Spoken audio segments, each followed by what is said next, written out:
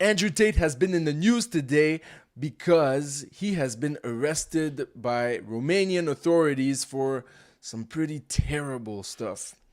So we'll be taking a look at what the news are, and then I will be taking the time to give my personal opinion about Andrew Tate because I've actually been asked a lot about it in person in the last weeks and thought it would be a great time to address it. Andrew Tate is indicted on human trafficking and rape charges in Romania.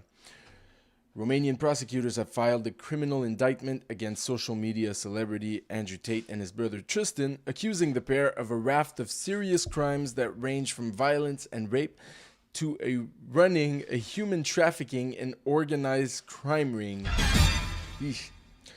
Tate and his fellow defendants are accused of luring 7 women to his properties in Romania in a conspiracy that began in 2021 with what the country's Directorate for the Investigation of Organized Crime and Terrorism dubs a lover-boy ploy, making false promises of a romantic relationship to gain control over another person.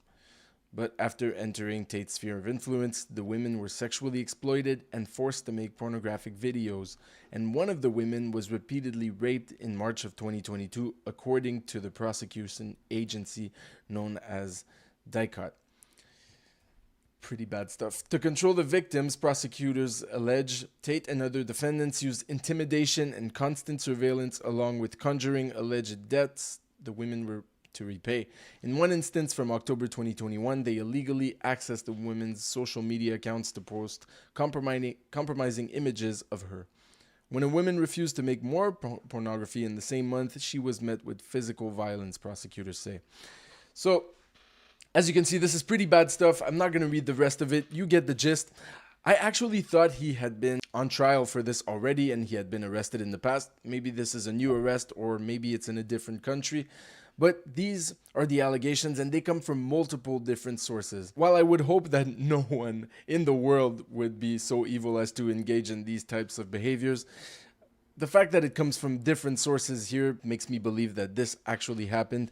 This shows that this man that a lot of people take as a role model is not what they think he is. And this is where my personal opinion about Andrew Tate comes in. I have been asked over the last couple of weeks by my nephews, by certain friends, what I think of this man, and here are my thoughts. As men, we should do a better job at selecting our role models. Now here in this example, we can see that Andrew Tate has flashiness. Us men, we are often attracted by what our eyes can see, and here we have an image of apparent success.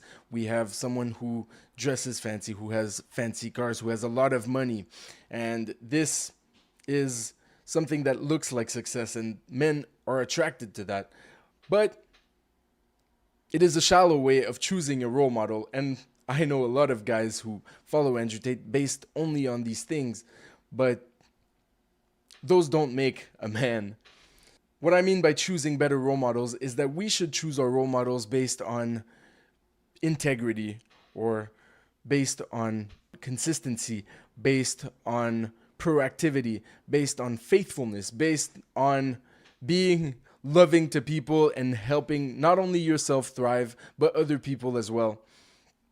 And I think that a lot of men make this mistake. A lot of us Christian men as well make this mistake. We can see it in the role models and the public figures that we've chosen to give platforms to, such as all those celebrity pastors who have had moral failures in similar ways as Andrew Tate has had here.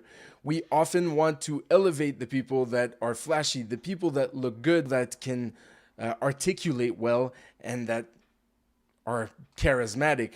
But oftentimes, if we don't actually know these people personally, if we don't spend time with them and see them in their everyday lives, we might not know that these people have extreme moral failures.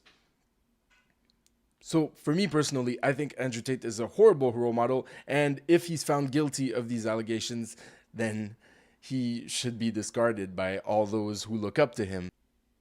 Choosing bad role models is something that men have done for a very long time. We can see it in the Bible as well. King Saul is a king that only got this title because the kingdom of Israel wanted a king. They didn't want to be ruled only by God. They wanted to be ruled by a king because all the other nations around them were doing that. And it says in the Bible that King Saul was handsome and that he was taller than everyone else. And we know that King Saul was also a proficient warrior, someone who was not only charismatic, but very powerful, very handsome, and very tall. He looked the part of a king, and they chose him based on these criteria. But we know how it ended. We know that King Saul was a horrible leader who did not rely on God and whose main advisor, God's prophet, he would not listen to. And he lost the anointing that God gave him, and he lost his title of king before he was supposed to, and it was given to David, a much more faithful servant, instead. So we should do a better job as men in choosing the people that we look up to. We should do a better job choosing our role models. We should not look at the things that are flashy only, but we should seek to look up to people that we know personally that have a track record of faithfulness, that have a track record of proactivity, of integrity, and of good leadership, and someone who cares about people, loves people, and want to see them grow. A personal role model for me is a pastor that I've known for a long time, that I spent a lot of time with, that I've seen how he is with his family. I know that this person is someone who has integrity, that is someone that has faithfulness, and I can see that this person pours a lot of time into his wife and his children to make sure that they thrive together as a family. And he pours a lot of time into other people as well so that they can thrive personally. Someone else that I look up to that's not even a Christian is my brother, because he not only is a flashy example of success, but he is someone who is incredibly generous, and there is a lot that I can learn from his generosity. These are the types of role models that we should seek, and not role models like Andrew Tate, who do a poor job at leading and who have extreme moral failures. So that is what I think about Andrew Tate. A lot of people have asked me over the last couple of weeks, and I thought it was an appropriate moment to share. I'm very sad that there are people in the world that perform the kinds of behaviors that he and his brother have performed here. And I hope that the truth comes out of this trial. So that's it for Andrew Tate.